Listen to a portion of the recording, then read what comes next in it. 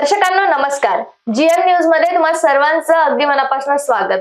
जसं की आपण बघतो आहे की मी काही दिवसांपूर्वी हिंगोलीमध्ये येऊन काही हॉस्पिटल्सचे कव्हरेज घेतले होते, पण त्याही बद्दल आणखीन आपण माहिती सुद्धा घेतलेली होती. आज पुन्हा एकदा मी आलेली आहे माऊली हॉस्पिटल हिंगोली येथे.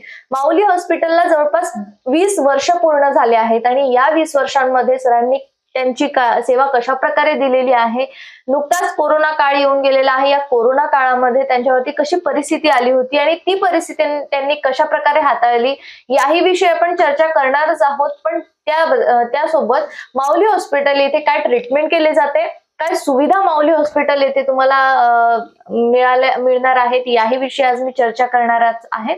सर्वात आधी आपण माऊली हॉस्पिटलचे संचालक डॉक्टर विठ्ठलजी रोडगे सरांचं आपल्या चॅनलमध्ये स्वागत करूयात आणि आजच्या चर्चेला सुरुवात करूयात. तर तुमचं आमच्या या जीएम न्यूज मध्ये अगदी मनापासून स्वागत आहे. धन्यवाद. तर जसं की 20 वर्ष पूर्ण झाली आहेत आपल्याला सेवा देत असताना, आणि या 20 वर्षांचे जे काही अनुभव आहेत आज प्लीज आमच्यासोबत शेअर करा. तुम्ही आम्हाला विचारायला आवडेल तुम्हाला अनेक प्रश्न, पण त्याचबरोबर मला सर्वात आधी सांगाल की 20 वर्षांच्या आधी जेव्हा माऊली हॉस्पिटलची तुम्ही स्थापना केलेली होती, जेव्हा सुरुवात झालेली होती, ही सुरुवात एकंदरीत कशी झालेली होती, काय उद्देश होता डोळ्यासमोर जेव्हा हिंगोलीकरांसाठी तुम्ही हे हॉस्पिटल घेऊन आलेलं होता? मॅडम, मी MBBS नांदेड मेडिकल कॉलेजला केलं आणि MS संभाजीनगरला घाटी हॉस्पिटलला केलं. त्याच वेळेस माझ्यासोबतचे बरेच डॉक्टर हे मोठमोठ्या महानगरपालिकेत सेटल झाले, परंतु मी ठरवलं होतं की मला माझ्या जिल्ह्यातीलच माझ्या गावातील रुग्णांची सेवा करायची. त्याच उद्देशाने मी हिंगोली येथे सर्व्हिससाठी आलो आणि त्यानंतर मी आरोग्य सेवा देण्यास सुद्धा सुरुवात केली. आणि एकच उद्देश होता की हिंगोली जिल्हा हा खरंच गरीब जिल्हा आहे आणि थोडासा मागासलेला, पण दुसऱ्या जिल्ह्याच्या कम्पेअर मध्ये मागासलेला जिल्हा आहे. तर ह्या जिल्ह्यातील गोरगरिबांची सेवा ही खाजगी हॉस्पिटलच्या माध्यमातून आणि सरकारी रुग्णालयाच्या माध्यमातून करण्याची इच्छा होती. त्यावेळेस मी हिंगोलीला रुग्णसेवा सुरू केली. बिलकुल. तर 20 वर्षांच्या पूर्वी सर आपल्या इथे काय सुविधा होत्या आणि आज काय सुविधा आपल्याला माऊली हॉस्पिटलमध्ये बघायला मिळतात? 20 वर्षापूर्वी हिंगोलीमध्ये आरोग्यविषयक सेवा फारच कमी होत्या. सांगायचं झालं तर त्यावेळेस फक्त मी आलो तेव्हा सोनोग्राफी एकच होती, CT स्कॅन तर नव्हतेच, MRI सुद्धा नव्हतं. परंतु आज हॉस्पिटलमध्ये सुद्धा प्रत्येक हॉस्पिटलमध्ये सुविधा खूप चांगल्या प्रकारे वाढलेल्या आहेत. जसं की सुसज्ज ऑपरेशन थिएटर, चांगल्या प्रकारचे ICU, चांगल्या प्रकारचे तज्ञ. तसेच मी माझ्या हॉस्पिटलमध्ये सुद्धा चांगल्या प्रकारचं operation theatre, ICU, burn ward आणि ऍक्सिडेंटच्या रुग्णाची व्यवस्था होईल अशी व्यवस्था केलेली आहे. बरोबर. नक्कीच. पण आता सर 20 वर्षांपासून तर आपण सेवा सातत्याने देणं सुरूच आहे आपली, आणि सुविधा पण खूप छान आहे. ज्या काही ऍडव्हान्स गोष्टी रुग्णांसाठी लागत असतात त्याही इथे अवेलेबल आहेत. पण आम्ही असं ऐकलेलं आहे इथे आणखीन ऍक्सिडेंट आणि जे काही बर्न झालेले पेशंट असतात, जळलेले पेशंट असतात, त्यांच्यावरती सुद्धा उपचार होतो.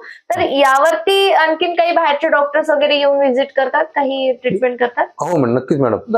ज्यावेळेस पेशंट काही स्पेशल बिमारीचे असतात, जसे की पेशंट मुतखड्याचे पेशंट, आतड्याच्या कॅन्सरचे पेशंट, स्तनाच्या कॅन्सरचे पेशंट, असे जर पेशंट असले तर आम्ही संभाजीनगर किंवा नांदेडहून त्या तज्ञाला बोलवून इथे त्यांचं ऑपरेशन करून त्याची पुढील सेवा आम्ही करतोय. त्यामुळे रुग्णांना नांदेड किंवा औरंगाबादला जाण्याची काही गरज नाही, त्यांची ट्रीटमेंट इथंच होत आहे. त्यामुळे रुग्णांना एकाच छताखाली होते, त्यामुळे रुग्णांना व त्यांच्या नातेवाईकांना चांगल्या प्रकारे दिलासा मिळालेला आहे. बरोबर. जसं की आता सर तुम्ही सांगितलेलं आहे बाहेरचे डॉक्टर्स येऊन इथे ट्रीटमेंट करतात.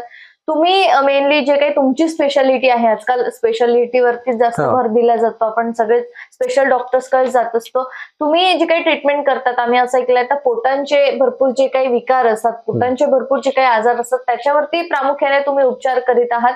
मला हेही ऐकायला आवडेल की नेमकं तुम्ही पोटांचे कुठले आजार दुरुस्त करीत असता, लहानांपासून मोठ्यांपर्यंत कुठले आजार तुम्ही दूर करता? मी जास्त करून मी जनरल सर्जन असल्यामुळे मी जास्तीत जास्त पोटाच्या पेशंट बघतोय. मी पोटविकार तज्ञ म्हणूनच इथे प्रसिद्ध आहे. त्यामुळे मी पोटातील अल्सर फुटणे, अपेंडिक्स फुटणे, अपेंडिक्स, हर्निया, पोटाचे आतड्याचे गाठी, अल्सर, याच्यावर आम्ही आणि ऑब्स्ट्रक्शन वगैरे म्हणतो आपण. तर ह्या स्त्रियांमध्ये अंडकोशाला बीजांड जे म्हणतो, बीजांडाला गाठी होणे, बिमारीवर चांगल्या प्रकारे आपल्या इथे इलाज केला जातो.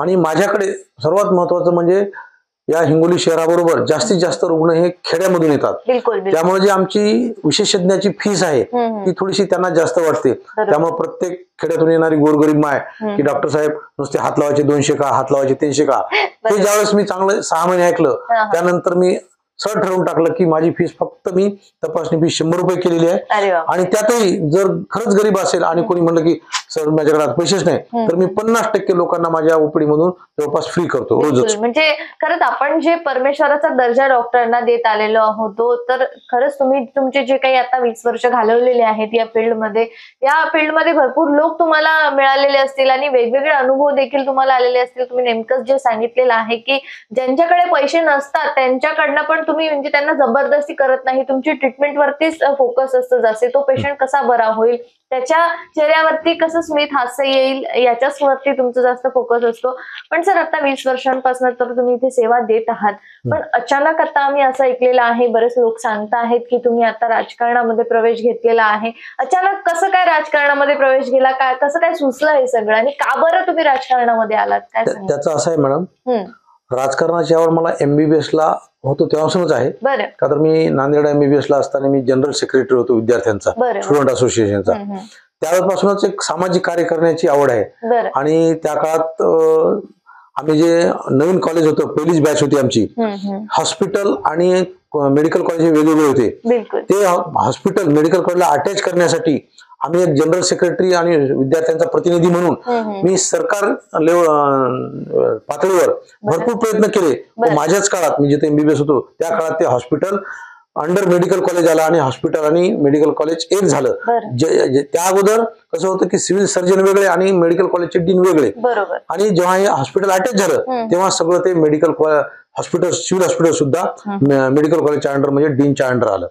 ती तशीच एक सवय म्हणा किंवा समाजसेवेची एक प्रबळ इच्छा म्हणा, त्यामुळे मी आता माझी जवळपास मेडिकल ऑफिसरची सर्व्हिस 28 ते 29 वर्ष झाली. मग मला असं वाटलं की आता आरोग्य सेवेत, सरकारी सेवेत भरपूर दिवस झाले, आता एक लोकांची एक सामाजिक भरपूर सेवा व्हावी, राजकारणातून सेवा व्हावी म्हणून मी राजकारणात प्रवेश केला की जेणेकरून आपण काही मोठ्या लेवलला जनतेची सेवा करण्याची इच्छा आहे. बरोबर, कारण 20 वर्षांपासून जेव्हा तुम्ही नवीन होतात हिंगोलीकरांनी तुम्हाला खूप छान साथ दिलेली असेल, त्यावेळेला खूप सपोर्ट केलेला असेल.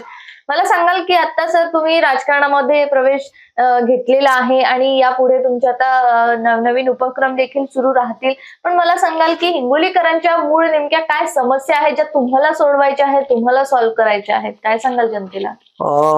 माझी भरपूर इच्छा आहेत. मी थोडाफार या मतदारसंघाचा अभ्यास सुद्धा केला. या अगोदरचे आमदार आमचे मुटकुळे साहेब त्यांनी सुद्धा ह्या मतदारसंघाच्या विकासासाठी अहोरात्र प्रयत्न करतात. तरी सुद्धा अजून त्याच्यामध्ये काही भरपूर आमचा हिंगोली जिल्हा मागासलेला आहे. सिंचनाचा अनुशेष आहे, त्याच्यानंतर शैक्षणिक संस्था भरपूर नाहीत हिंगोलीमध्ये.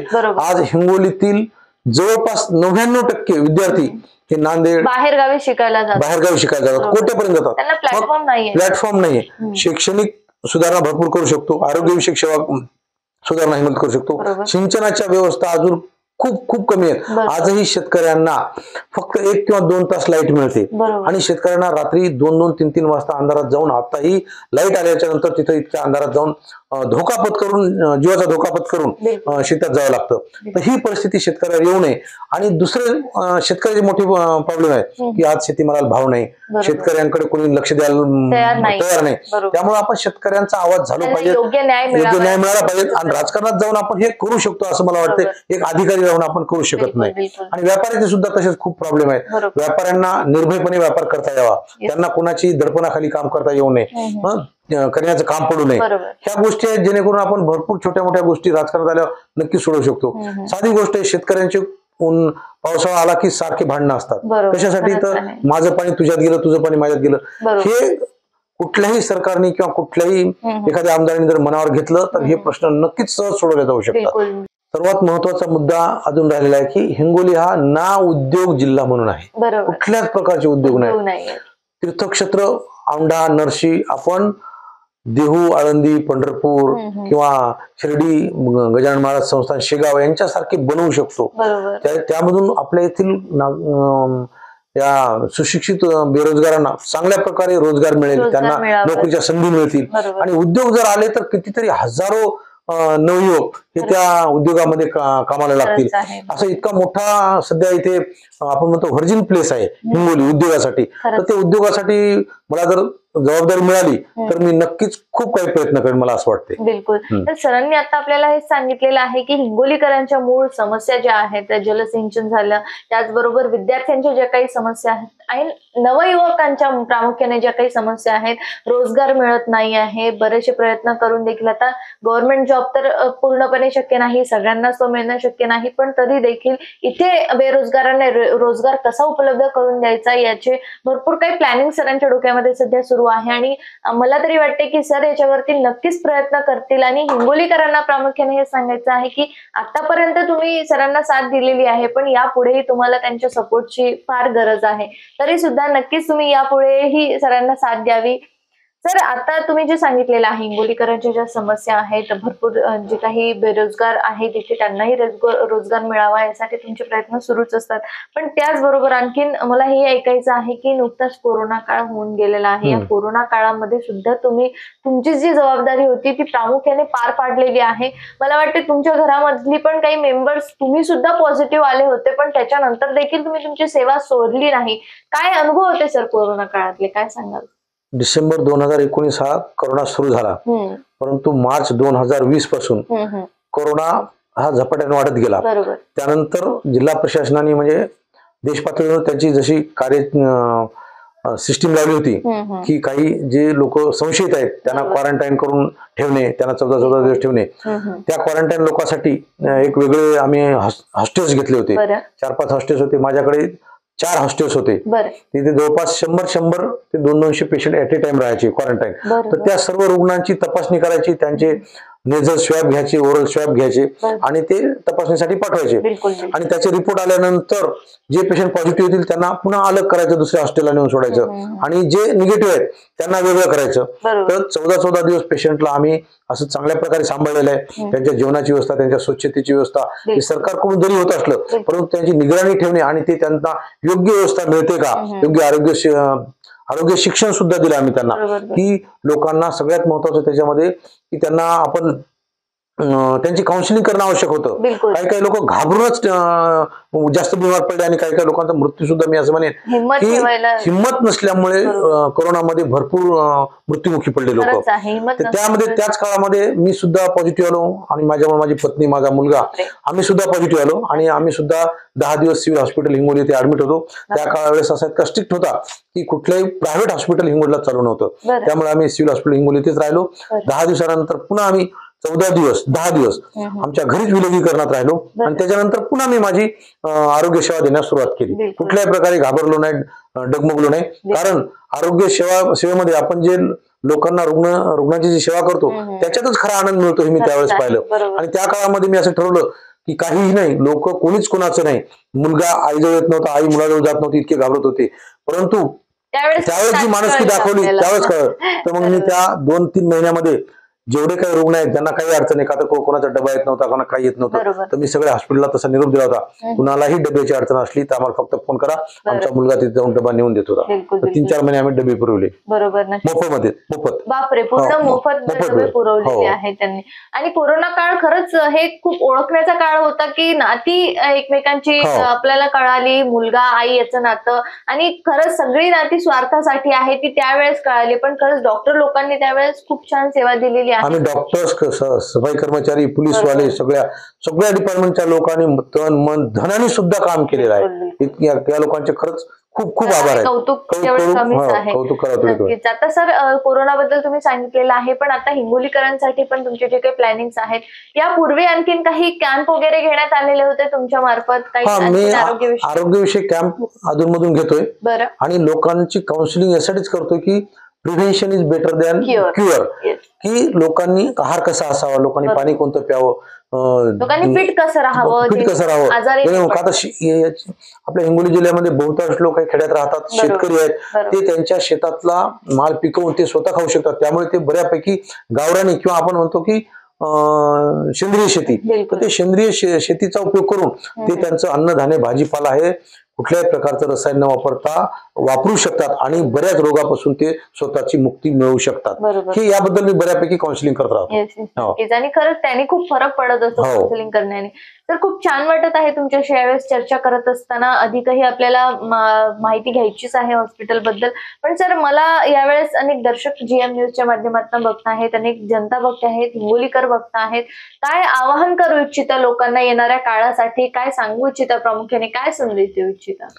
मी लोकांना हे सांगू इच्छितो की सर्वप्रथम आपण स्वतःला प्राधान्य द्या. बरोबर. आणि कुठल्याही प्रकारच्या, खरंच आपण आज आरोग्याची व्याख्या थोडीशी एक्सटेंड केलेली आहे. बरोबर. फक्त शारीरिक नव्हे, शारीरिक, मानसिक, इमोशनल म्हणजे भावनिक आणि स्पिरिच्युअल म्हणजे आध्यात्मिक आरोग्य राहणे म्हणजेच खरं आरोग्य आहे. त्यामुळं आपण महाराष्ट्रामध्ये खूप मोठमोठ्या संतांनी जन्म घेतलेला आहे. आपण खूप आध्यात्मिक मंडळी आहोत. तर आपण सर्वांनी स्वतःचा एवढा अभ्यास करावा की जीवनामध्ये कुठल्याच कंपॅरिझन आणि कॉम्पिटिशनच्या भानगडीत न पडता भावनिक आपली तब्येत खराब करून घेऊ नये. आणि भावनिक जर तब्येत चांगली झाली तर मी म्हणतो बरेच बिमारी आपल्यापासून दूर राहते. BP, sugar, heart attack, paralysis यासारख्या रोगापासून आपण नक्कीच दूर राहू शकतो. त्यासाठी आपण स्वतः पण काम करणं गरजेचं आहे. आपण कारण नसतानाच राग, द्वेष, मत्सर, लोकांबद्दल द्वेष करत बसतो. तर ते करण्याची काहीच गरज नाही. का तर ते करण्यामुळे आपला फार काय फायदा होतो असं नाही. उलट आपलं भावनिक नुकसान होते आणि त्याबरोबर आणि शारीरिक सुद्धा. एकदा तुम्हाला भावनिक तुम्ही अबनॉर्मल झालात तर नक्कीच तुमचं शारीरिक तब्येत सुद्धा बिघडण्यास सुरुवात होते. त्यासाठी सत्संग पण आवश्यक आहे. बरोबर. अध्यात्मावरती पण सर तुमचा भरपूर विश्वास आहे? माझा विश्वास आहे. म्हणजे आज जीवनशैलीच मी म्हणतो आध्यात्मिक असली पाहिजे. द्वेष मत्सर नाही करायला काय पैसे लागतात का? लोकांना नाही कोणाला पैशांची मदत झाली तर आपण शारीरिक मदत करू शकतो. कमीत कमी मानसिक मदत करू शकतो की त्यांना जर मानसिक मदत केली तर तेच आपले व्हायब्रेशन्स वापस येतात. म्हणतात ना, जो सोचोगे वही बनोगे, जो दोगे वही वापस आएगा. जीवनामध्ये असं खरंच आहे. नक्कीच सर. आता हिंगोलीकर आपल्याला फार मोठ्या संख्येने बघता आहेत. आता येणाऱ्या काळासाठी तुम्ही काय आवाहन करू इच्छिता लोकांना? काय सांगू इच्छिता जेणेकरून हिंगोलीकरांनी तुम्हाला या पुढच्या काळासाठी खूप जास्त साथ द्यायला पाहिजे? काय सांगा? हिंगोलीकरांचे करावे तेवढी कौतुक कमीच आहे. पण मी त्यांचे खूप खूप धन्यवाद मानतो.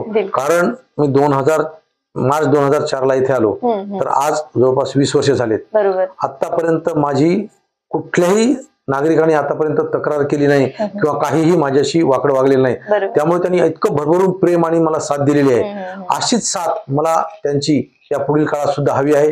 ते नक्कीच मला साथ देतील. कारण माझा सुद्धा मनात फार प्रामाणिक उद्देश आहे की मला जनतेची आणि या हिंगोलीकरांची खूप सेवा करायची. ती सामाजिक क्षेत्रात, राजकीय क्षेत्रात आणि आध्यात्मिक क्षेत्रात सुद्धा सेवा करायची आहे. जशी की मी आरोग्य क्षेत्रात सेवा केली तशी सर्व क्षेत्रामध्ये त्यांची सेवा करण्याची इच्छा आहे. जशी त्यांनी संधी आणि साथ आणि प्रेम दिलं तसं मी सेवा करत पुढे जात राहील. बिलकुल, नक्कीच. आमच्या सुद्धा खूप खूप शुभेच्छा आहेत सर तुमच्या सोबत. येणाऱ्या काळासाठी तुम्ही नक्कीच यशस्वी व्हाव्यात आणि हिंगोलीकरांची साथ तर तुमच्या सोबत आहेत, पण आमच्या सुद्धा तुमच्या सोबत भरपूर काही शुभेच्छा आहेत. तर खूप खूप धन्यवाद दिलेल्या सगळ्या सविस्तर माहितीबद्दल आणि आमच्या या GM न्यूजला तुमचा अमूल्य वेळ दिल्याबद्दल तुमचे खूप खूप आभार. धन्यवाद. तर हे होते माझ्यासोबत डॉक्टर विठ्ठलजी रोडगे सर. आपण बघितलेलं आहे की या सामाजिक क्षेत्रातच नव्हे, हॉस्पिटल लाईन मध्येच नव्हे, तर यापुढेही त्यांना हिंगोलीकरांसाठी फार मोठ्या सेवा करायच्या आहेत, फार मोठ्या काही गोष्टी करायच्या आहेत. हिंगोलीकरांसाठी ज्या मूळ समस्या आहेत त्या त्यांना सॉल्व्ह करायच्या आहेत. हिंगोलीकर जे काही आज मला या चॅनलच्या मार्फत बघत आहेत त्यांना मी हेच सांगू इच्छिते की नक्कीच आपण सरांना या येणाऱ्या काळामध्ये साथ द्यायला पाहिजे जेणेकरून हिंगोलीचा विकास होईल. तुर्तास मी नेहात मा सर्वांची रजा घेते. बघत रहा गजर महाराष्ट्राचा.